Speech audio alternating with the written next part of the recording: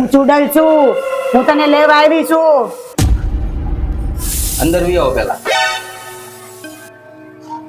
બધા લોકો માંથી બીવે છે, પણ આને કેમ બીક નહીં લાગતી હોય?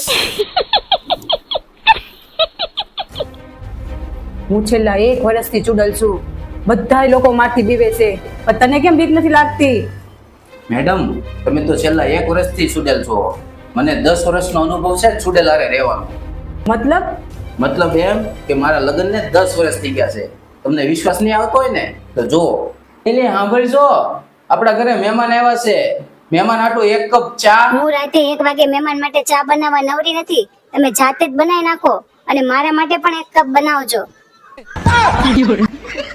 यूं हीरो ने नहीं दूंगा